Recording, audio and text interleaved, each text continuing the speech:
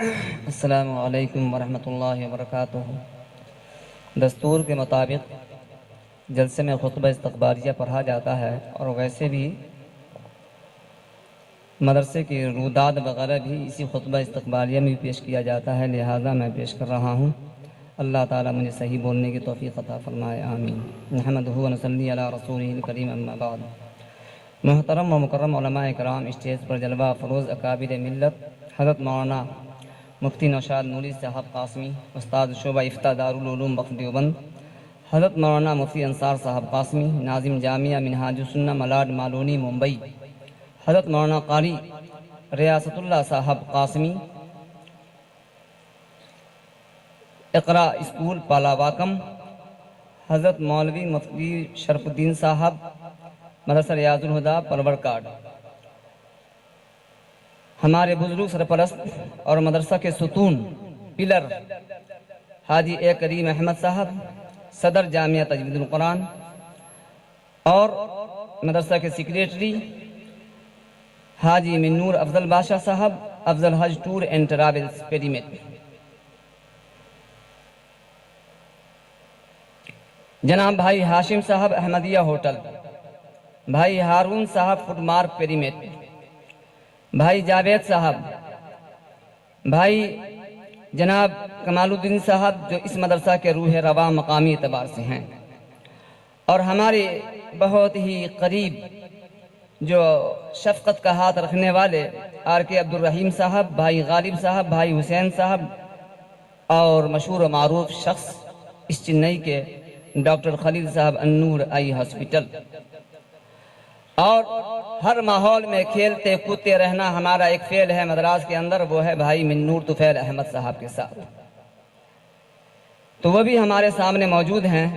میں تمام کا شکریہ ادا کرتا ہوں اس اعتبار سے کہ آپ کے شفقت و محبت کا ہاتھ ہمارے اوپر سایہ فگن رہتا ہے، جس کی وجہ سے ہم اتنی بڑی جرات اور ہمت کر لیتے ہیں کسی کام کو پائے تکمیل تک پہنچانے کے لیے۔ اللہ تعالیٰ اسے قبول فرمائے۔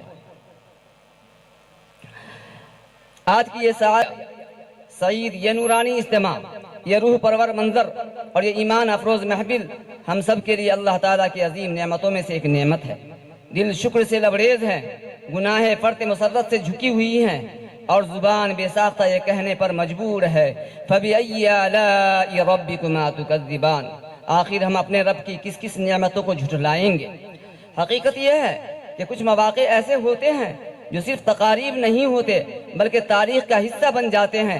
کچھ دن ایسے ہوتے ہیں جو صرف کیلنڈر کے صفحات پر درج نہیں ہوتے بلکہ قوموں کی اجتماعی یادداشت میں محفوظ ہو جاتے ہیں، اور آج کا دن جامعہ تجوید القرآن چنئی کے لیے ایسا ہی ایک تاریخی دن ہے۔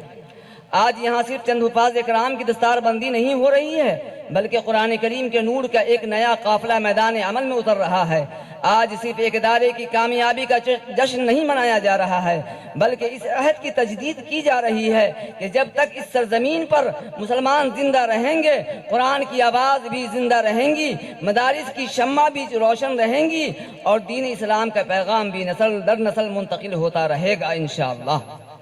محترم حاضرین، جب ہم ماضی کے اوراق پلٹتے ہیں تو معلوم ہوتا ہے کہ اسلام کی پوری تاریخ قربانیوں اور استقامت کی تاریخ ہے۔ مکہ کی سنگلاخ وادیوں سے لے کر مدینہ کی پاکیزہ فضاؤں تک، بدر کے میدان سے لے کر اندلس کے علمی مراکز تک، اور دہلی، لکھنؤ، سہارنپور اور دیوبند کے مدارس تک، ہر جگہ ہمیں ایک ہی منظر نظر آتا ہے۔ چند مخلص افراد، محدود وسائل مگر بے پناہ یقین، اللہ کی ذات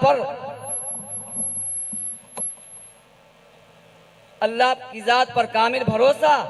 تاریخ گواہ ہے کہ بڑے بڑے انقلاب محلات میں نہیں بلکہ جھوپڑیوں میں جنم لیتے ہیں۔ عظیم تحریکیں دولت کی پروانی سے نہیں بلکہ اخلاص کی دولت سے پروان چڑھتی ہیں، اور مدارس اسلامیہ اس حقیقت کی روشن مثال ہیں۔ الحمدللہ جامعہ تجوید القرآن کا سفر بھی اسی جذبہ اخلاص کا ایک چھوٹا سا مظہر ہے۔ 12 اگست 2012 میں جب اس ادارے کی بنیاد رکھی گئی تو وسائل محدود تھے، راستے دشوار تھے، مشکلات بے شمار تھیں اور مستقبل دھندلا سا دکھائی دیتا تھا، لیکن ایک یقین تھا کہ اگر نیت خالص ہو، مقصد اللہ کی رضا ہو، منزل قرآن کی خدمت ہو، تو پھر اللہ تعالیٰ ایسے اسباب پیدا فرما دیتا ہے جن کا انسان تصور بھی نہیں کر سکتا۔ آج آپ کے سامنے کھڑی یہ عمارت، یہ چھوٹی سی سجدہ گاہ، یہ طلبہ، یہ حفاظ کرام اور یہ عظیم اجتماع اسی رب کریم کی نصرت و تائید کا زندہ ثبوت ہے۔ قرآن کریم محض ایک کتاب نہیں، یہ انسانیت کے لیے ہدایت کا سر چشمہ ہے۔ یہ وہ کتاب ہے جس نے بکھری ہوئی قوموں کو متحد کیا، غلاموں کو رہنما بنایا، تاریکیوں میں بھٹکنے والوں کو روشنی عطا کی اور دنیا کی تہذیب و تمدن کا سبق دیا۔ اس لیے قرآن کے حاملین کا مقام بھی غیر معمولی نہیں۔ رسول اللہ صلی اللہ علیہ وسلم نے فرمایا، خیرکم من تعلم القرآن وعلمہ، تم میں سب سے بہتر وہ ہے جو قرآن کو سیکھے اور سکھائے۔ آج جن خوش نصیب بچوں کے سروں پر دستار فضیلت رکھی جائیں گی، در حقیقت ان کے سروں پر صرف ایک کپڑا نہیں رکھا جائے گا، بلکہ عزت، سعادت، شرف اور ذمہ داری کا تاج رکھا جائے گا۔ یہ دستار اس بات کا اعلان ہے کہ یہ بچے قرآن کے سفیر ہیں، اللہ کے کلام کے امین ہیں اور آنے والی نسلوں تک اس نور کو پہنچانے کی ذمہ داری ان کے کندھوں پر دی جا رہی ہے۔ ہم ان خوش نصیب طلباء، ان کے والدین اور اساتذہ کو دل کی گہرائیوں سے مبارکباد پیش کرتے ہیں، خصوصاً ان ماں باپ کو جنہوں نے اپنی نیند کو، اپنی قربانیوں کو دے کر کے ان بچوں کی تربیت میں محنت کی اور انہیں قرآن کے راستے پر چلایا۔ کسی بھی ادارہ کی کامیابی صرف اس کے منتظمین کی محنت کا نتیجہ ہوتی ہے، بلکہ پس منظر میں بے شمار خاموش کردار ہوتے ہیں جن کی دعائیں، قربانیاں اور تعاون شامل ہوتا ہے۔ اس موقع پر ہم جامعہ کے تمام معاونین، محسنین اور خیرخواہوں کا خصوصی طور پر شکریہ ادا کرتے ہیں، جنہوں نے ہر مرحلے میں اس ادارے کو دستے بازو بن کر ساتھ دیا۔ اللہ تعالیٰ ان کے مال و جان، وقت اور صلاحیتوں میں برکت عطا فرمائے، ان کی خدمات کو صدقہ جاریہ بنائے۔ اسی طرح ہم اپنے ان اکابر علماء کے بھی انتہائی ممنون ہیں جنہوں نے اپنی مصروفیات کے باوجود اس تقریب کو رونق بخشی۔ حقیقت یہ ہے کہ علماء امت کے لیے آسمان کے ستاروں کے مانند ہیں، ان کی موجودگی محفلوں کو نور بخشتی ہے، ان کی دعائیں اداروں کے لیے سرمایہ بنتی ہیں اور ان کی رہنمائی نسلوں کی تقدیر بدل دیتی ہیں۔ حضرات گرامی، یہ سفر ابھی مکمل نہیں ہوا ہے، بلکہ حقیقت میں آج ایک نئے سفر کا آغاز ہے۔ جامعہ کی تعمیراتی ضروریات ابھی باقی ہیں، طلباء کی تعداد بڑھ رہی ہے، رہائش کی ضرورت بھی بڑھ رہی ہے، تعلیمی وسائل میں اضافے کی ضرورت ہے اور مستقبل کے بہت سے منصوبے ہماری راہ دیکھ رہے ہیں۔ اوپر کی منزل پر طلباء کے قیام کے لیے 6 روم، طعام، ڈائننگ ہال، دیگر ضروریات کے تعمیر و تکمیل کا منصوبہ ہے، جس کی شدید ضرورت بھی تھی۔ آپ کے تعاون پر ہماری نظر ٹکی ہوئی ہے، جو کام ابھی لٹکا ہوا ہے، معلق بنا ہوا ہے۔ بہرکیف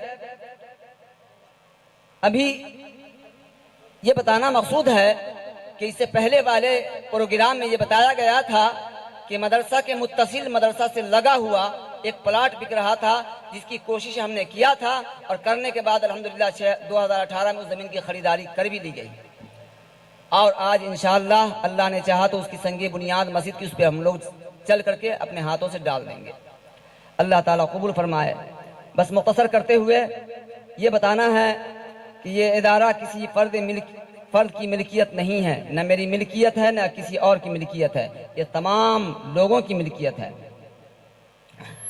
اگر آپ اپنے مال سے تعاون کریں گے تو یہ آپ کے لیے صدقہ جاریہ بنے گا، اگر اپنی دعاؤں سے تعاون کریں گے تو یہ دعا نسلوں تک اثر دکھائیں گی، اگر اپنی اولاد کو یہاں بھیجیں گے تو یہ دین کی خدمت ہوگی، اور اگر دوسروں کو اس کار خیر کی طرف متوجہ کریں گے تو اس کا اجر بھی آپ کو ملے گا۔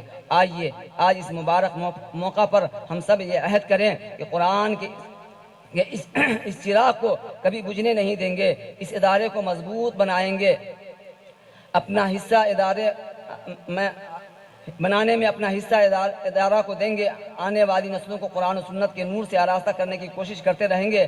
آخر میں بارگاہ رب العزت میں دست دعا بلند کرتے ہیں، اے اللہ اس جامعہ کو اپنی حفاظت میں رکھ، اسے علم و عمل کا گہوارہ بنا، اس کے اساتذہ، طلبہ، معاونین اور محسنین کو اپنی خصوصی رحمتوں سے نواز، ان حفاظ اکرام کو قرآن کا سچا خادم بنا، ان کے سینوں میں قرآن کے نور کو ہمیشہ زندہ رکھ، اور اس ادارہ کو تا قیامت دین اسلام کی خدمت کا مؤثر ذریعہ بنا دے۔